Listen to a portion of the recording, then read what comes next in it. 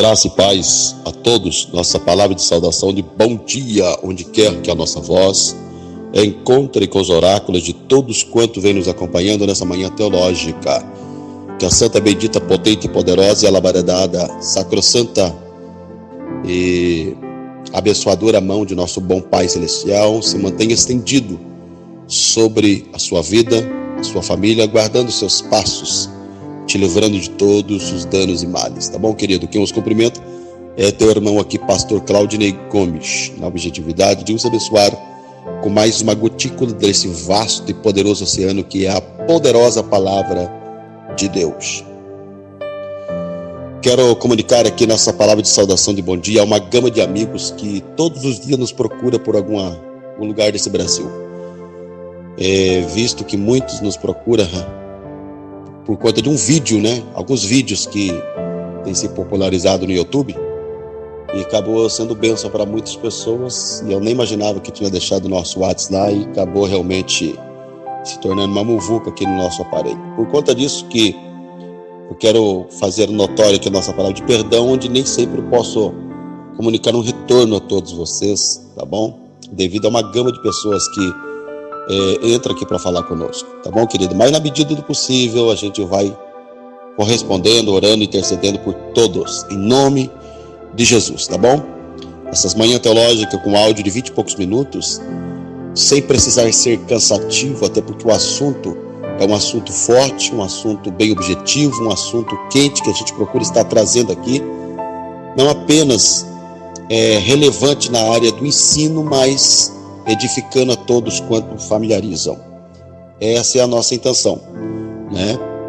Bom, e hoje, gente, eu quero falar um assunto que é um assunto bacana de se ouvir, não tenho dúvida disso, curioso, mas em alguns momentos vai apertar um pouco que Deus mandou deixar aqui na manhã desse dia, tá bom? Quero falar um pouco sobre fogo na Bíblia, o que significa, o que representa, em todos os detalhes, pelo menos em quase todos os detalhes, tá bom? Tomaremos em mãos a Bíblia no livro de Levíticos, capítulo 6. Nós vamos laurear o versículo 12 e o 13. Levíticos, capítulo 6, versículo 12 e 13.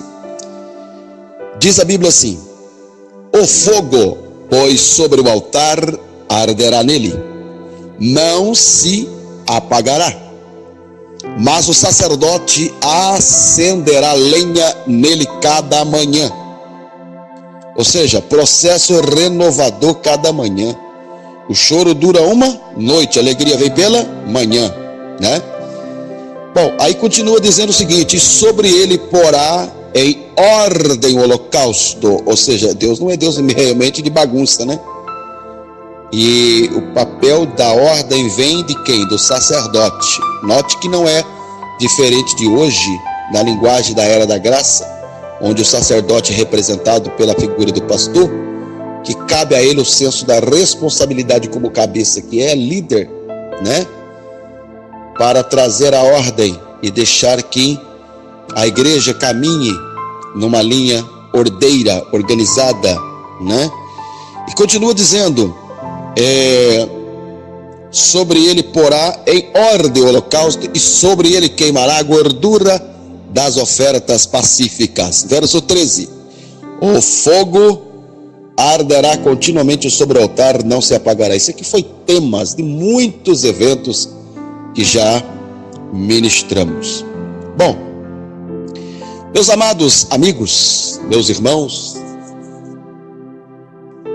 para falar sobre fogo na Bíblia, inicialmente quero iniciar dizendo a todos os senhores que fogo na Bíblia tem pelo menos 3 significados. Fogo na Bíblia representa a presença de Deus. Fogo na Bíblia representa juízo de Deus. E fogo na Bíblia representa a autoridade de Deus. Veja todos os senhores que quando Deus fala com Moisés, chama e o vocaciona para uma obra missionária, Deus aparece para Moisés numa sarça, e esta estava em chama e a mesma não se consumia, ou seja, Deus fala com Moisés por meio do fogo. Talvez seja um lamento em dizer que hoje tem muitas igrejas que tem de tudo, mas não tem fogo, e Deus quase não fala, né? O Senhor sabe tanto quanto eu que Deus põe uma coluna de fogo na beira do mar para proteger Israel da fúria dos inimigos. Depois que o povo atravessa o mar de 520 e pouco metros de profundidade e o povo está no deserto, o que é o deserto? Calor causticante, horário do dia. Deus põe uma nuvem, protege o povo do calor. Todavia, o calor causticante vira e se transforma num frio estarrecedor no horário noturno. E Deus diz: de frio ninguém morre, eu vou com vocês e a minha presença é esta. E Deus põe uma coluna de fogo no deserto. A Bíblia notifica dizendo que Abraão vê uma tocha de fogo, que era uma aliança com Deus. Os senhores podem notar, analisar, ver em Levíticos capítulo 9, versículo 24, que o fogo consome o holocausto e a gordura do altar. Eu estou mostrando que fogo representa a presença de Deus. No segundo livro de Reis, capítulo 6, verso 17, a Bíblia diz que Eliseu ora e os olhos do menino são abertos. E ele vê, não é defeito de fulano, cicrano e beltrano. Ele vê, não é quem canta, quem toca, quem prega. Não, ele vai ver, sabe o quê? Que por cima havia carros, carruagens, cavalos de fogo. A Bíblia diz que Elias no Monte Carmelo ora e Deus responde por intermédio do fogo. A mesma Bíblia também diz que Elias subiu para o céu num redemoinho de fogo. Aí você nota esse Deus pela qual a gente serve, adora, celebra, admira, gaba, enaltece, que diante do seu trono, cujo trono móvel, debaixo dele saem faísca, relâmpagos e trovões, 7 tochas não estão apagadas, são tochas de fogo. E não sei se é do conhecimento do Senhor, mas 7 é o número que mais aparece na Bíblia Sagrada, e há quem diga que é o número da perfeição. A bem na verdade, ele é visto como o número da perfeição pelos hebreus, sendo mais representado para nós, outros, o número da totalidade. E os senhores sabem que a nossa semana é dividida por 7 dias. Lembrando então que isso não é nada forçado, mas uma realidade patente, que para Deus tem todo interesse que nossas vidas haja um fogo aceso, então, na segunda, na terça, na quarta, na quinta, na sexta, no sábado, e que haja também para hoje, louvado seja Deus. Meus amados, só que fogo na Bíblia não representa apenas presença de Deus. Fogo na Bíblia também representa juízo de Deus. Eu vou começando assim um pouco mais light, tranquilo, e o negócio vai apertar aqui. Então vamos começando bem bacaninho, os senhores vão alimentando e vamos lá. Fogo na Bíblia representa juízo de Deus. A Bíblia diz em Gênesis capítulo 19, versículo 24, que Deus fez chover enxofre e fogo em Sodoma e Gomorra. Quando você olha para a segunda epístola de Pedro, capítulo 3, versículo 10, a Bíblia diz que o dia do Senhor virá como ladrão. Os céus passarão com grande estrondo, e os elementos ardendo se desfarão, e a terra e as obras que nela há serão descobertas. Resumindo, a terra não será mais destruída por água, pelo pacto de aliança que Deus faz com Noé, mas será destruída e vai passar por fogo. Todavia, Deuteronômio capítulo 4, versículo 24, a Bíblia diz: pois o Senhor teu Deus é um fogo que consome. Ora, Deus não é Deus cujo fogo representa apenas presença de Deus e juízo de Deus. Fogo também representa a autoridade de Deus. Há quem diga por aí, quem conhece e acompanha o nosso ministério, que as nossas mensagens às vezes é dura. E eu falo, não existe mensagem dura, gente. O que existe é crente mole. Mensagem dura foi do profeta João Batista, que chamava o povo de cobra, né? Nesses 23 anos de ministério, eu nunca chamei ninguém de cobra. Mas imagina João Batista pregando hoje, né? Tava lá, raça de jararaca, jurucuçu, coral, paito, jiboia, cascavel, né? Eu não, ainda chamo de ovelha. E há quem suba no altar para dizer, irmãos, eu já fui uma ovelha negra da família. E eu faço uma correção, falei, filho, eu prefiro trabalhar com ovelha negra do que bode branco, isso é racismo. Porque ovelha é ovelha, depende da cor, vermelha, preta, amarela, azul, cor de rosa. Agora, trabalhe com bode para tu ver uma coisa.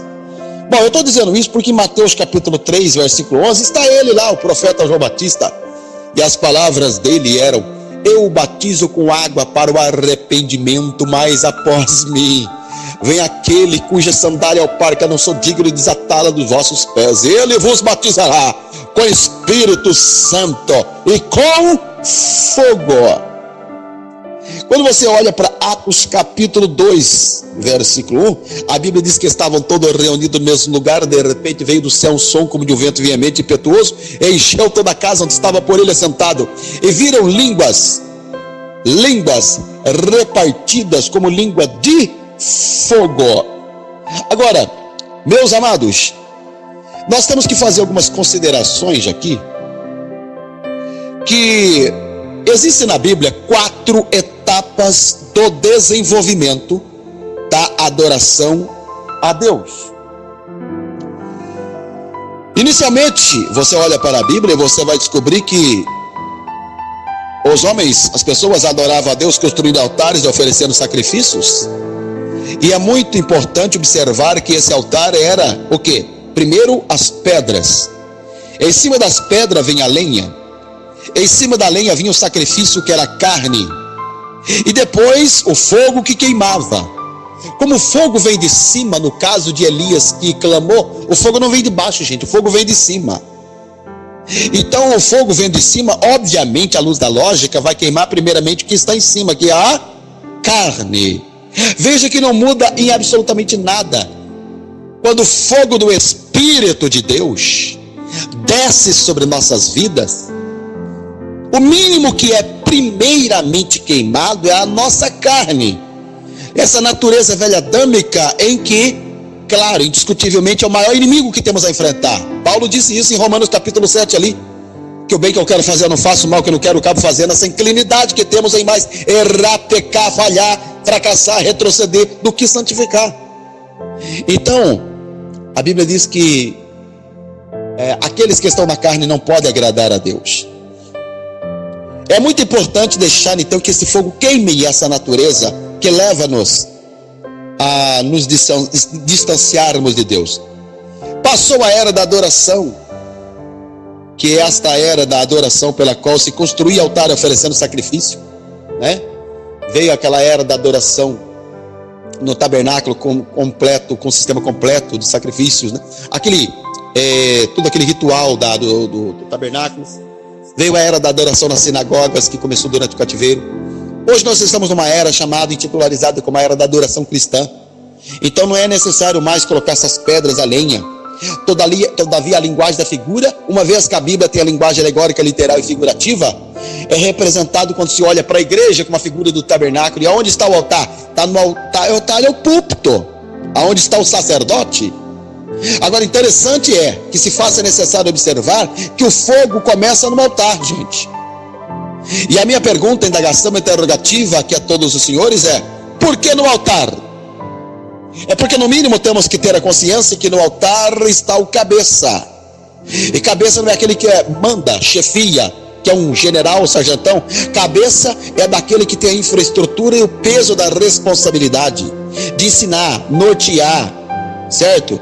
De ajudar, de somar com a parcela de cooperação no que for necessário, certo? Agora veja que o fogo começa no altar literalmente pelo fato da igreja ser reflexo de quem está no altar. Então se eu olho para o altar, está lá um pastor cuja cabeça é frio, apático, que não tem fogo, é um morto esquisitinho, vai olhar para uma igreja com um bando de pinguizinho mortos, que parece mais um vale de ossos sequíssimos, gente. Literalmente o que tem de igreja assim não está escrito. Coisa feia, meu Jesus. Tem igreja por aí que eu prego e falei: Jesus, não deixa eu voltar aqui mais, não é possível. Agora veja e note, os senhores, que esse fogo, a Bíblia diz que arderá continuamente. Nós temos que ter a consciência aqui que esse fogo não pode ser o fogo pela qual começa hoje, continua amanhã e para depois da manhã. A Bíblia diz em Daniel capítulo 12, verso 13: tu, porém, Daniel, vai até que chegue o fim. Note ele arde continuamente, ou seja, não pode ser um fogo que arde apenas em congresso, que arde apenas em campanha, que arde apenas em cruzada, que arde apenas numa vigília. Não, ele vai arder na escola, no trabalho, ele vai arder no trânsito, ele vai arder onde quer que chegue a planta dos seus pés, ele vai arder diante dos vizinhos, ele vai arder em casa, em casa. Agora, perceba, os senhores, que este fogo, ele nos ensina pelo menos 3 coisas interessantes. Número 1, ele é um processo progressivo. Número 2, ele é um processo de revezamento. Número 3, ele é um processo de renovação. Ora, por que um processo progressivo? É simples. O fogo aqui é a base de lenha. E eu já acendi, meu filho, muito fogo e fogão a lenha. Fácil lembrar aqui do meu vozinho, saudoso vozinho, né, que tinha fogão a lenha, né? Minha mãe sempre, nós tivemos o hábito de comer aquele feijãozinho feito fogão a lenha, que dispensa comentário, o gosto da comida é outro, né? Porque a comida feita em forno micro-ondas é uma comida venenosa, diferente da comida feita em fogão a lenha. O que eu aprendo com isso? Quanto mais tempo gasta, melhor fica. Lembra da história dos 3 porquinhos? A casa que fica de pé não foi aquela pela qual foi construída de palha nem de madeira, a de tijolo, que gastou mais tempo, entendeu? Ah, se eu tivesse tempo para falar o que significa isso dentro da intimidade, do leito, do casamento, da família, né? Vai ficar para um outro dia. Mas eu vou aplicar aqui uma linha de interpretação bastante interessante, que ele é um processo progressivo, porque esse fogo, a base da lenha, ele não começa com labaredas altas, meu filho. Gasta-se muito tempo, trabalha árduo, começa pequeno, aumenta devagar e cresce. Pegou a revelação ou não? Aqui não é fogo rápido intitularizado como fogo de palha, que começa em janeiro e fevereiro, você já não acha mais ele. Se começar em fevereiro e março, você já não acha mais ele. Não, começa devagar em janeiro, termina o ano em dezembro, você está vendo ele lá crente, firme, enraizado na rocha inabalável. Começa pequeno, meu filho. Tudo que começa grande e termina pequeno, para mim é lápis, é monstro, entendeu? Aqui não, começa pequeno. Por isso que a Bíblia diz em Salmo 113:7, do pó ele levanta o pequeno, porque Deus não tem negócio com gente grande. Então você começou pequeno, vai aumentando devagar. Cada escola bíblica dominical que você frequenta, cada culto de adoração, louvor e glorificação, certo? Cada campanha, cada participação sua, esse fogo vai aumentando, Deus vai moldando, Deus vai amadurecendo, fazendo você crescer. Isso é muito importante. Ele também é um processo de revezamento. Note, os senhores, que pela leitura que ora fizemos, o sacerdote, na medida que cansava, revezava. O que eu aprendo com isso? Ninguém faz nada sozinho, meus filhos. Lamento em dizer aqui que o que tem de gente que são verdadeiras pessoas individualistas, que não se compactua, não se mistura. Parece que é só a igreja dele que vai entrar no céu. Parece que é só Jesus morreu somente para aquele povo. É um absurdo isso. Você tem que entender que a igreja é um corpo. Quem nós somos? Literalmente parte desse corpo, sendo membro, gente. Para que é que serve o dedinho do pé? Para nada. Tem gente que é igual esse dedinho do pé, não canta, não toca, não prega, não faz nada, mas corta ele para você ver como é que todo o corpo reage numa dor muito grande. Então, por mais que não cante, não toque, não pregue, ame aquela pessoa. Ela é uma intercessora e faz parte do corpo, meu filho. Eu aprendi que melhor do que 100% de um é 1% de 100, porque a união não faz só açúcar, ela faz a força. Em muitos lugares, para aí o fogo se apagou por pessoas egoístas que querem fazer tudo sozinho. O terceiro ponto aqui é que ele é um processo de renovação. Ou seja, para manter aceso era necessário renovar o altar, tirando a cinza e colocando lenha nova. Pegou a revelação aí ou não? Pare de ficar alimentando sua vida, seu casamento, seu coração com coisa velha. Retire pensamento velho, substitua por pensamentos novos, atitudes novas, sabe? Viva um dia após outro, não o mesmo dia, por repetidas vezes, por não mudar nada na sua vida, meu filho. Só que eu falei o seguinte: retira a cinza e põe a lenha. Ah, agora você me aguenta, porque existe pelo menos aqui 2 evidências da cinza. Duas. Primeiro, O que é cinza? Cinza é pó de madeira queimada, onde foi madeira e não é mais madeira. Então, cinza, meu filho, não gera fogo. Cinza gera fumaça. E fumaça gera a impressão que tem fogo, mas que é só fumaça. Aí, para quem não sabe, segura aí. Se doer, grita ai, ai, ai, porque sinal que você não morreu, porque morto não sente dor. É Deus falando com você, porque a Bíblia diz que Deus açoita e corrige a quem Ele ama. Então, você não é bastardo, você é filho. Vamos começar por aqui. A fumaça, ela causa pelo menos 6 coisas, para quem não sabe. Número 1. Ela diminui a visibilidade. Com a fumaça eu não vejo longe. Ai, não estou vendo. Número 2. Faz um lacrimejamento e irritabilidade nos olhos. Olho coça, dói, arde. 3. Aceleração da respiração e das batidas do coração. Número 4. Intoxicação e asfixia com a fumaça. 5. Vômitos e tosse. 6. Morte. Lamento, senhoras e senhores, em dizer que o que tem de ministérios por aí, que não tem mais fogo, o que você vê é apenas fumaça, onde parece avivamento, mas que são meros movimentos gerando bagunça, que é a verdadeira fumaça. Pessoas que estão morrendo, pessoas que estão correndo atrás de revelamento, profetagem, visagem, sabe? Bando de mercenário, onde lamento dizer que parece que igreja hoje virou empresa, pastor virou empresário, púlpito virou balcão de negócio, membro virou cliente, e dinheiro que tem 2 nomes sendo lá fora, moeda de troca para uma igreja semente, continua sendo moeda de troca na filosofia de quem dá mais, quem pode mais. Ah, meu querido, verdadeira fumaça. E digo mais uma coisa para os senhores aqui: quando se olha fumaça, parece que tem fogo. Agora, parece que é, mas não é. E esse aqui é o tema do outro assunto que eu vou deixar aqui. Parece que tem, mas não tem. Cuidado, nem tudo que parece que é, meu filho, tá? Deixa eu falar aqui para os senhores uma segunda evidência da cinza. A primeira evidência da cinza, tá? Se é esta questões pela qual decorri com todos vocês, né? Que é pó de madeira queimada e leva as pessoas a perderem a saúde, são 2 evidências da cinza. A segunda é essa, meu filho: cinza. Ai, vai doer um pouquinho aqui, mas vou precisar falar. Cinza é lembrança daquilo que foi e não é mais. Nem todas as pessoas após a morte passam por questões de putrefação ou decomposição, deixando o bicho corroer, né? Elas são queimadas. Crematório. Pega o pó, a cinza, e põe na caixinha. Pegando a caixinha tem a lembrança da pessoa, e quando você vê aquela caixinha, não é lembrança da vida, é morte. Então, crematório tem a lembrança diretamente de morte. O que é cinza? Cinza é lembrança daquilo que foi e não é mais. O que é que Deus está dizendo para mim e para você, meu filho? Para um altar se manter aceso, literalmente, é preciso remover as cinzas.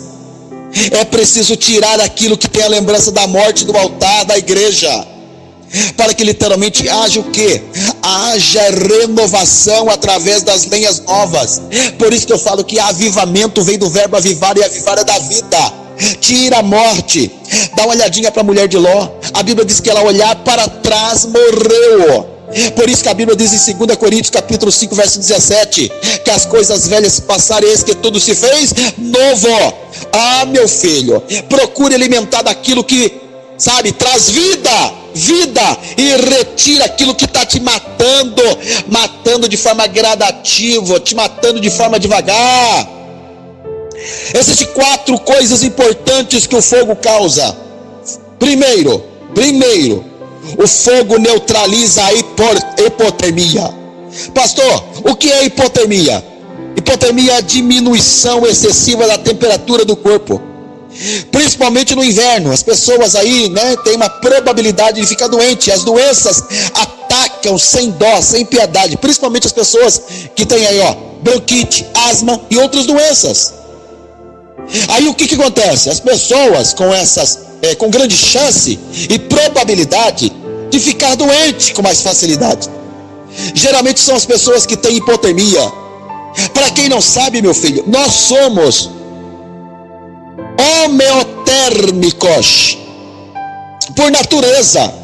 O que é isso? Nós possuímos uma temperatura em nosso organismo, sabe, sempre constante, em torno aí de 37 graus Celsius, podendo ter pequenas variações, da qual, quando se sofre uma queda drástica de temperatura, pode ser hipotermia.